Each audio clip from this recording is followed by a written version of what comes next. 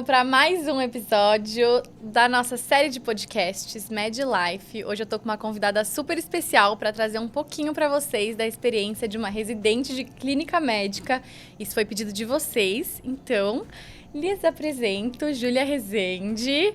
A Ju é residente R1 de clínica médica na Unifesp, aqui em São Paulo. Muito obrigada por topar estar aqui, Ju. Eu que agradeço.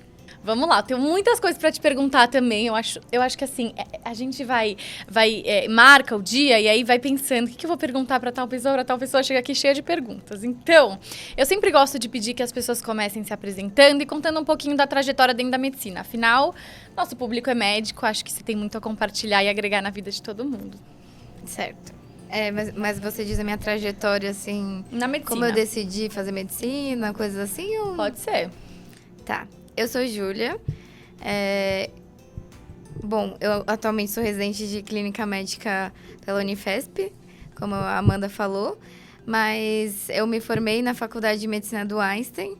E eu tenho muito orgulho de dizer isso. Eu acho que nossa formação foi muito especial. O meu caminho na medicina começou há muitos anos. Quando eu tinha, acho que uns 5 anos, eu tinha uma vontade assim, mas nada muito estabelecido. Meu irmão também queria fazer medicina quando a gente era criança e a gente sempre se incentivava nesse sentido, né? Mas, eventualmente, ele desistiu, resolveu fazer direito, que ele gostava mais. E aí, eu continuei com essa ideia da medicina, mas por um tempo eu achei que eu queria fazer algo relacionado à matemática. Achei que eu queria fazer matemática uma época. Mas depois eu vi que realmente medicina era algo que me brilhava os olhos, sabe? Aí eu entrei na faculdade em 2016, me formei em 2022 e aí trabalhei por 6 meses e agora eu tô na residência de clínica médica. Como foram 6 anos de faculdade? Altos e baixos, alguma coisa aí que você tenha pra contar?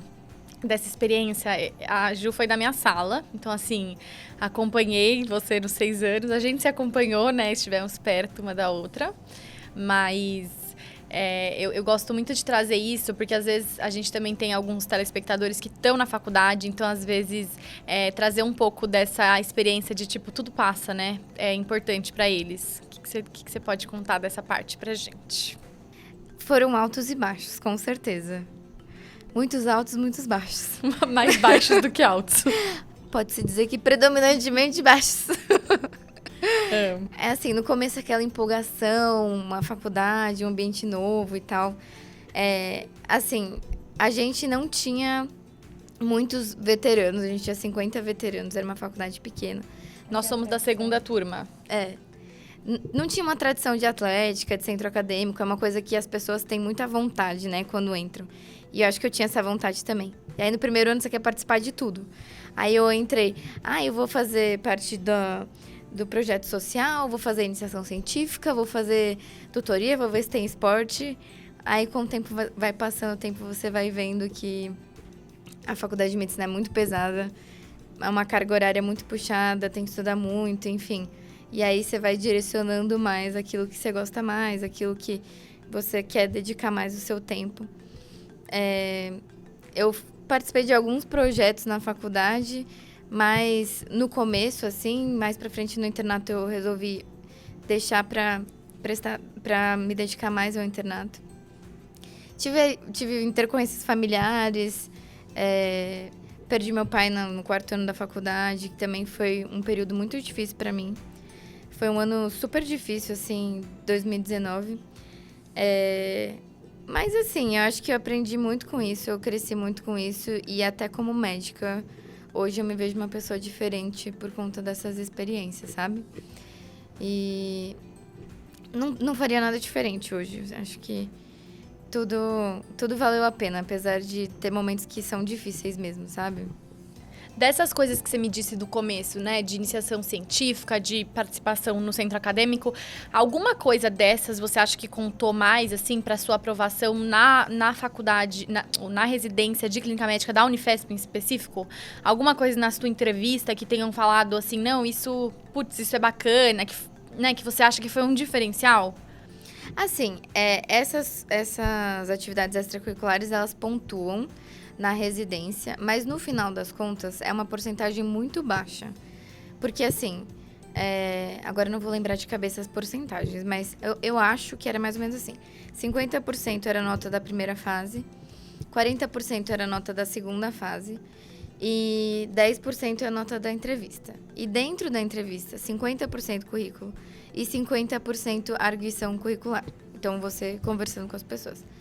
Então, assim, dentro desses 50% de currículo, era uma porcentagem menor ainda para cada uma dessas coisas. Então, às vezes, a pessoa fica na faculdade super bitolada com isso. Eu preciso ter publicação, eu preciso fazer IC, eu preciso estar na atlética, eu preciso isso, preciso aquilo. E, no final das contas, isso conta, mas conta pouco, sabe? A única coisa que mencionaram especificamente na minha entrevista, na verdade, foram duas coisas. A primeira foi minha iniciação científica, que... Foi no tema? Não, totalmente diferente. Que isso é uma coisa que as pessoas às vezes têm dúvida também, né? Do tipo, eu fiz uma iniciação de tal coisa e agora vou prestar uma coisa completamente diferente. Então, não teve o seu também a ver? Não, eu fiz uma iniciação sobre câncer de colo de útero. Tá, e associação com HPV e tudo. Eu gostava de infecto, a gente já tinha passado com... eu escolhi também pela professora de anatomia, que ia ser minha orientadora.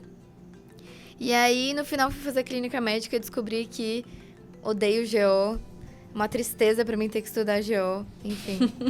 Mas aí falaram da IC, mas por algum motivo específico? Me perguntaram como tinha sido a experiência, se eu cheguei a publicar e tudo. E comentaram também que eu tinha feito um curso de Libras, que era uma matéria optativa na faculdade também. Lembro. Mas aí você acha que isso contou no sentido de que chamou a atenção de quem estava te entrevistando nisso, né? Eu acredito que sim. Um diferencial ali, às vezes até para se comunicar com o paciente. Já atendeu algum paciente surdo-mudo? Sim, já. E foi bem, bem legal, assim. Mas você usou as libras? Sim, eu não sou fluente. Tá. Eu sei falar principalmente palavras-chave médicas, tipo dor, diabetes, pressão alta, essas coisas, sabe? Porque eu atendi muito, eu trabalhei 1 ano num pronto-socorro, que é um lugar que é de bairro, assim, né?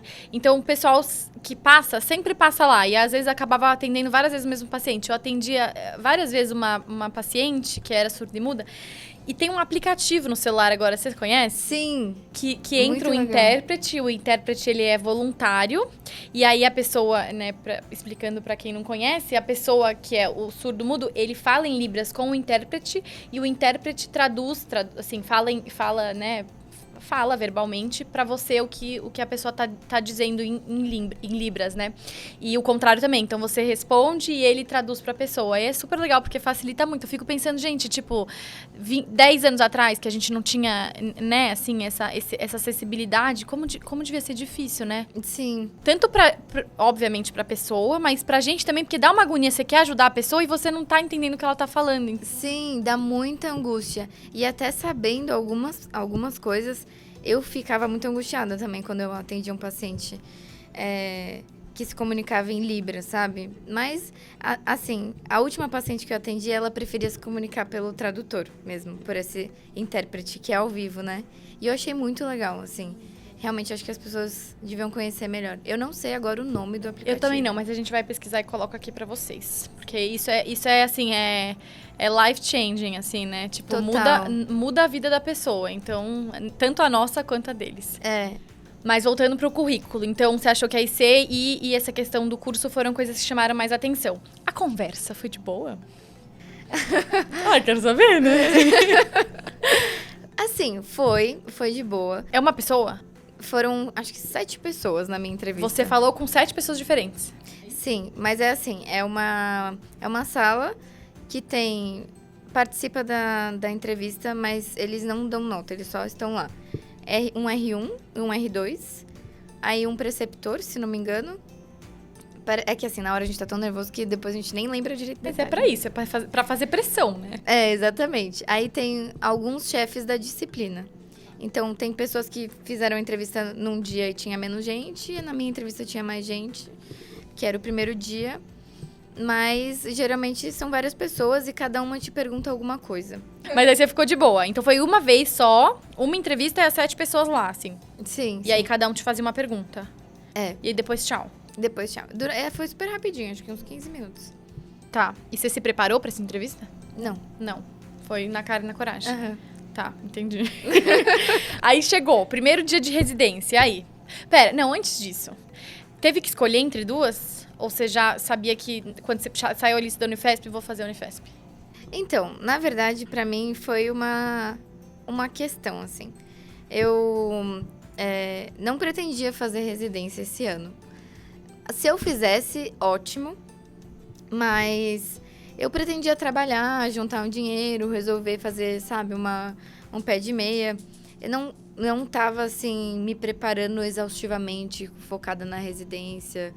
Eu tava com outras preocupações também, sabe? Então, aí eu prestei e eu tentei. Aí, mais pro final, eu fiquei assim, acho que eu vou prestar, acho que eu quero fazer sim, né? Porque aí você vai vendo aquela coisa de prova, parece vestibular de novo. Mas aí no final eu prestei 3 provas. Eu prestei a Unifesp, prestei Einstein e prestei USP. E eu não tinha ido assim com grandes expectativas. Na prova do Einstein, eu fui corrigir e falei assim, gente, fui muito mal, não vai rolar. Aí depois saiu a lista e eu tinha passado para a segunda fase e eu fiquei feliz. Aí na prova da Unifesp, eu fiquei na dúvida em várias questões, mas no final eu fui corrigir a prova e eu fiquei até meio surpresa. Eu fiquei assim, acho que eu fui bem até. E na do HC eu também achei que não fosse passar. Mas acabei passando para a segunda fase também. Mas, no final, eu passei só na Unifesp. Foi um período também de montanha-russa, assim, pra mim, de altos e baixos. Porque eu tinha passado super bem colocada na primeira fase. E eu tava mais segura de que fosse rolar. Mas aí, a segunda fase foi um baque. Eu fui mal, assim. Caíram uns temas que ninguém esperava. Eu zerei a entrevista a prova prática de cirurgia. Fui super mal na de pediatria, mas no final deu certo. Então, no final, assim, eu achava que eu não ia passar em nada. E acabou dando certo na Unifesp. Então foi só felicidade. Que no final eu vi que quando eu passei para a segunda fase, e aí eu já estava mais empenhada em, não, acho que vou me dedicar para residência e tudo. Aí eu vi que realmente queria, sabe? Que era uma coisa que eu tava sentindo que ia fazer muita diferença pra minha vida, sabe? E aí começou a residência. Eu sei que, assim, a Ju teve a sorte de entrar na residência com mais gente que você conhecia, né? Sim. O pessoal da nossa sala passou, então tem mais gente ali pra te apoiar, né? Pra estar junto nesse período. Como é que foi esse começo? Assim, eu passei com o meu melhor amigo da faculdade, que também é melhor amigo do meu namorado e namorado da minha melhor amiga, que é o Felipe.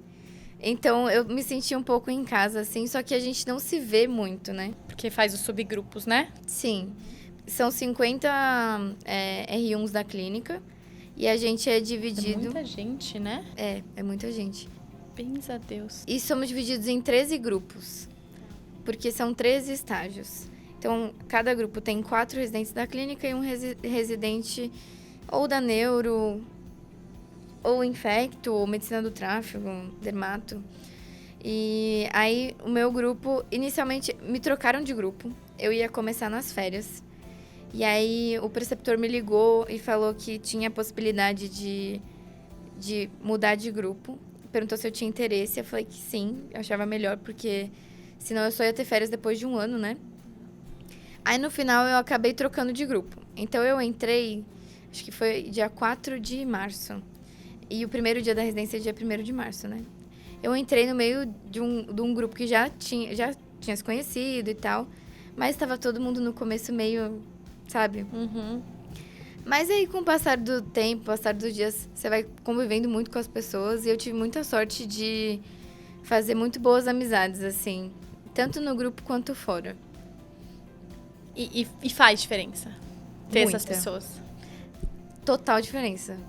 Tá. Carga horária, como que é?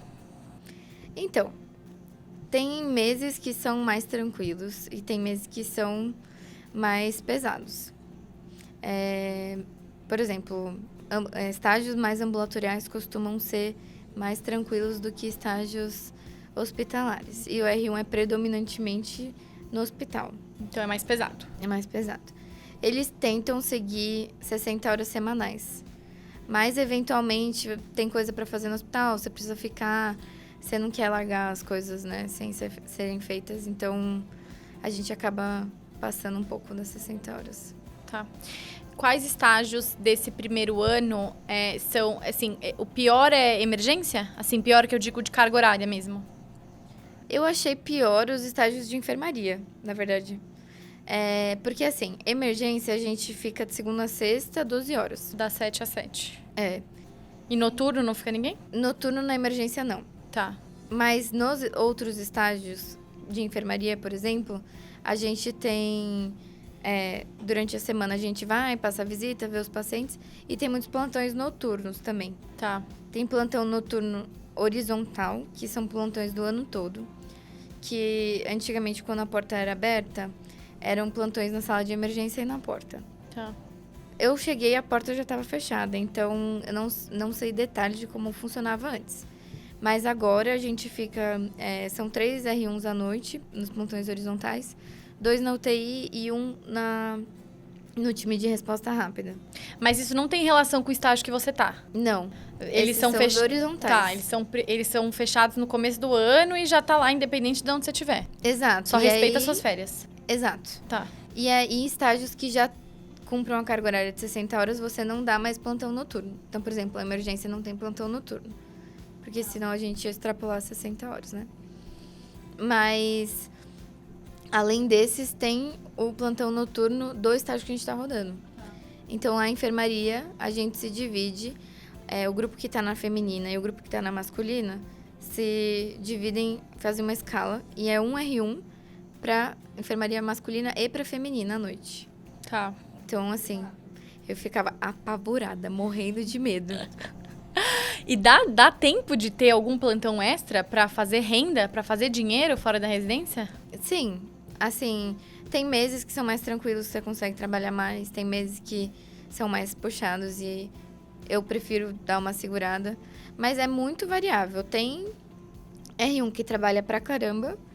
Já tive amigos que trabalharam 8 plantões no R1, assim, no mês, externos. Mas tem gente que opta por não trabalhar também. Então... Tá. Dá pra viver com a bolsa de residência? Dá, né? Mas é bem menos do que um médico formado tá acostumado a... E como é que foi o choque? Porque assim, você trabalhou 6 meses. Então, você chegou a ter o gostinho... Porque eu falo que assim, né? Quem se forma no final do ano e passa direto, a pessoa... Ela nem sofre o baque, porque ela não ganhava nada e ela passa a ganhar a bolsa de residência. Ela tava trabalhando de graça. Tava trabalhando de graça no internato. E aí tem a galera que se forma no meio do ano, começa a ganhar dinheiro, porque você consegue fazer uma boa grana. E aí, daí entra na residência e fala, putz, murchou, né? A fonte secou. É uma tristeza. Como que é isso? Como que foi isso? Você guardou o dinheiro? Você se programou pra isso? Porque você falou que você não tava pensando em fazer a residência direto. Você tinha um pé de meia aí? Tem alguém que te ajuda? Como é que é? Então, foi um baque, sinceramente, porque, assim, quando você tá na faculdade, você não ganha nada, então tudo que vier é lucro. Aí você começa a trabalhar, dá plantão, aí um Pix aqui, né? Um salário ali, aí você fica assim, interessante essa vida, né? Então, eu trabalhava numa enfermaria, eu trabalhei 6 meses, na verdade foram uns 8 meses, até março, né? Eu trabalhava das 7 a 1. E eu ganhava super bem, assim. Para os meus padrões de vida, então era super, super bom. Mas, no final, quando saíram as segundas fases, eu vi que eu tinha passado para a segunda fase, tinha chance real de eu passar na residência, e eu não tinha guardado tanto dinheiro até então, eu tive uma ideia louca. Vou dar todos os plantões que eu não dei na minha vida em um mês. Não, foi pior. Eu falei assim, minha rotina tá tranquila, trabalhando das 7 a 1. E se eu pegar outro trabalho das 2 às 7? Amiga, foi loucura. Aí eu trabalhava das 7 às 7. Trabalhei de manhã na enfermaria e à tarde eu trabalhava na UBS, no posto de saúde, né? Mas foi bem loucura. 1 mês? 2 meses. 2 meses, assim. Então, Sim. Então guardou uma graninha. Sim. E desses meses de loucura? Conta aí. Me arrependi. Se arrependeu?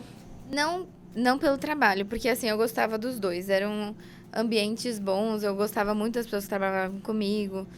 Mas assim, eu acho que você também tem uma desilusão quando você se forma de que a vida real é muito diferente do que você viveu no internato. A responsabilidade como médico cresce muito. Na verdade, às vezes você tem muitos pacientes e muito pouco tempo. Você se sente inseguro com as suas condutas, você se sente inseguro de tomar decisões. Às vezes o paciente não tem tanta estrutura para fazer o melhor cuidado que você gostaria que ele fizesse, sabe? Então, assim, foi uma desilusão também trabalhar. Aí, ao mesmo tempo que era bom financeiramente, eu sentia que eu precisava fazer residência. Que não tinha como eu continuar daquele jeito, sabe? Isso é uma coisa muito interessante, Ju, porque eu vejo muito isso, assim, ainda mais considerando que a gente tá vivendo um momento na medicina que não para de surgir médico, né? Então, é médico... Agora que caiu a lei, né, existiu uma lei que... Você sabe, né? Uhum. Existiu uma lei que segurava ali o número de faculdades de medicina novas, né? E essa lei caiu agora, e agora alguns municípios vão poder voltar a ter novos cursos de medicina. Então, assim, a tendência é que cada vez mais aumente o número de médicos. E nesse cenário, aumenta-se a oferta. Então, diminui o quê? Salário, diminui os trabalhos bacanas, né? Porque muita gente procurando, que é bom, vai estar tudo esgotado. E aí eu vejo muita residência nesse momento como sendo um funil de diferencial, né? Tanto para você poder exercer uma medicina que seja uma medicina que você gosta mais. Então, por exemplo, eu tô dando plantão de porta, e aí vou me especializar em otorrino, por exemplo, para poder dar plantão daquilo que eu gosto, ou ter um consultório daquilo que eu gosto. Então, eu vejo a residência muito nesse sentido, de te direcionar para um lugar que você gosta mais, mas também para te direcionar para uma medicina que tende a ser um pouco mais humanizada, porque eu sinto muito que na porta, e não só na porta, tá? Mas, no geral, a medicina que a gente faz quando a gente é recém-formada é uma medicina que não consegue englobar tudo que a gente foi ensinado, sabe?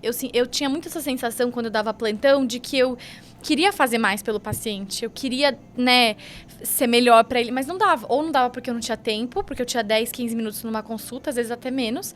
Ou não dava porque não tinha recurso. Ou não dava porque aquilo não dependia de mim. Então, eu até direcionava ele, você vai fazer uma endoscopia, mas a endoscopia só saía daqui 1 ano e meio. Então, eu vejo muito a residência com esse objetivo, assim, de vou tentar seguir por um caminho que vai me ajudar a praticar uma medicina melhor e uma medicina que eu gosto mais. Você também vê assim ou não? Super. E eu também tinha um medo muito grande que era assim, as coisas que eu identifico e que eu posso não saber tanto, eu posso estudar, posso ir atrás. Mas e se tem alguma coisa que eu não estou vendo? Porque eu não sei. Isso é um caminho sem volta, assim. Porque eu ficava super preocupada. Eu ficava assim, eu sinto que eu preciso me capacitar mais para dar um cuidado melhor para o paciente. Porque, assim, eu posso ter muito boa vontade, mas, às vezes, posso estar comendo bola aqui e ali, sabe? Tem o técnico também, né? A boa vontade não salva ninguém. Assim, ajuda muito. Ajuda muito. Mas a parte técnica é indispensável, né? Sim. Quanto você acha que você saiu sabendo da faculdade? Como assim? Do que você... Assim, pra um plantão, você saiu... Você sente que você saiu sabendo o suficiente pra estar numa porta, num pronto-socorro? Não. Não? Assim, eu acho que a gente teve uma formação muito boa. E que a gente consegue reconhecer... Urgências. Consegue reconhecer coisas comuns, consegue reconhecer quando um paciente não tá bem, assim, e isso é uma coisa que você vai refinando durante a residência também. Mas eu acho que mais importante do que você sair sabendo e se sentindo seguro, o medo protege, sabe? Nesse começo. Porque se você não tem medo, você acha que você tá super bem, você vai comer bola e você vai fazer iatrogenia. Concordo 100%. Então, esse medo que eu tinha que balancear, porque às vezes é um pouco demais e faz mal pra gente. Mas é um medo que te leva a estudar mais e tentar ser melhor, sabe? Eu acho que você foi perfeita na sua colocação, concordo muito. A gente até isso foi até um tema, assim, no passado, no lugar que eu trabalhava, porque a gente tinha um colega de trabalho que ele não tinha medo de nada. E aí, cara, eu falava, você é doido, porque a chance de você fazer uma besteira, né, é gigantesca, né? Então, assim, realmente, o medo, ele é um protetor ali. O que a gente tem que saber é dosar esse medo para que ele não seja uma coisa que te impeça de fazer, mas sim uma coisa que te incentive a buscar mais conhecimento, enfim. Mas a segunda pergunta que eu ia te fazer, que é, se você acha que você saiu sabendo o suficiente, você acha que você saiu sabendo bastante em comparação com o mercado? Porque isso é uma coisa interessante, né? Poucas pessoas falam que saíram da faculdade sabendo o suficiente. Eu vejo muito que a galera sai meio insegura, tanto insegura tecnicamente, quanto insegura de si, assim mesmo, de autoconfiança. Mas, às vezes, você olhando para o mercado, nem só para o mercado, para os colegas, de uma maneira mais bacana. Você sentia que você tava, assim... Não precisa ser modesta, tá? Você sentia que você tava um pouquinho, assim, melhor, talvez? Ou você acha que a faculdade te deu esse chance, ou não? Assim, não... É que eu quero ser... Pra ser sincera, eu senti que quem se formou no Einstein teve esse diferencial. Não só eu, assim. E eu acho que, claramente, eu saí sem saber muita coisa. E eu não conheço bem outras faculdades e outros serviços para entender que, às vezes, eles têm outros pontos mais fortes que os nossos e a gente tem pontos mais fortes dependendo da área, dependendo do que você tá focando. Mas, assim, eu acredito que o Einstein, a nossa formação, o objetivo era nós sermos bons generalistas. E naquela época eu não valorizava tanto, eu achava assim, não, a gente tem que passar em especialidade, nisso, aquilo. Mas eu acho que no que eles se propuseram a fazer, a gente saiu muito bem formado. Então, eu me sentia muito insegura no meu trabalho, principalmente no começo. E eu tive pessoas que me ajudaram muito, que já estavam nesse caminho há mais tempo, isso faz muita diferença. Porque, às vezes, o médico tem essa cultura de querer falar mal do outro médico, criticar a conduta e achar que, sabe? Médico do dia seguinte, né? Exato. Mas me sentir acolhida pelas pessoas nesse momento também foi muito importante. E aí tinha um chefe meu lá na enfermaria que eu admiro muito e que ele era bem mais velho, ele passava visita lá na enfermaria e ele sempre falava assim, Júlia, você sabe muito. Eu ficava assim, imagina, como que eu sei muito? E eu ficava morrendo de medo, assim. E ele falava assim, você vai percebendo isso ao longo do tempo e as coisas vão ficando mais claras. E eu acho que, assim, alguns padrões que eu identificava, tinha outros colegas que não identificavam, sabe? Então, isso me fazia sentir um pouco mais segura. Mas também eu acho que é uma troca no dia a dia, sabe? Concordo. Você sabe um pouco mais de tal coisa, o outro de tal, e isso enriquece demais. E eu acho que aí entra também um outro papel da residência, né? Que é essa troca entre os residentes, que é super bacana. Tanto a troca interpessoal, quanto a troca de aprendizado. Então, resumo da ópera. Recomenda? Recomendo. Tanto a residência, quanto a residência de clínica, quanto a residência de clínica na Unifesp? Tudo sim? Tudo sim, com certeza. Quem quiser ir, será muito bem-vindo sempre? Muito. Algum recado final para dar para alguma pessoa aí que queira, que esteja atrás? Porque tem muita gente que tem esse sonho. Assim, não, eu quero fazer clínica na Unifesp, né? Uhum. Ou, sei lá, eu quero fazer clínica na USP, no ABC. Algum conselho? Alguma... Assim, sei lá, algum carinho? A gente pode idealizar as coisas, mas o caminho é difícil. Desde o começo da faculdade. O caminho para entrar na faculdade de medicina é difícil. Se manter na faculdade de medicina é difícil. Se formar, trabalhar. E a residência não é exceção a essa regra. Tem períodos muito difíceis. Tem momentos que você vai se sentir sobrecarregado, que você vai ficar com medo, vai se sentir inseguro. Mas vale muito a pena. principalmente na Unifesp, a clínica médica vale muito a pena. Eu sou muito feliz hoje, porque eu gosto muito de fosforilar. Sei que tem muita gente que não gosta, mas... Eu odeio. Acabei de falar mal, inclusive, de decidir se é propanolol ou metoprolol, entendeu? Ficar decidindo o remédio. Sim, eu amo isso. E você vai fazer muito isso na clínica médica. Vale muito a pena, apesar de você ter momentos de dificuldade, como em toda área, sabe? E vai dar certo, independente do caminho. Tem um psiquiatra que eu acho incrível, chama Viktor Frankl. Ele tem uma frase que é: quem tem um porquê aguenta qualquer como. Então, se você tem um foco ali, vai que o mundo é seu. O processo é só processo, é só um caminho. Sim. Obrigada, Ju, pela presença. Muito feliz em ter você aqui. Obrigada a todos vocês que assistiram. Nós estamos muito felizes. Se vocês tiverem dúvidas, comentários, deixem aqui embaixo. Nos sigam também nas redes sociais. A gente vai deixar o @ aqui. Lá no Instagram, se você tiver qualquer dúvida, estamos aqui para responder. Beijo e até o próximo. Obrigada.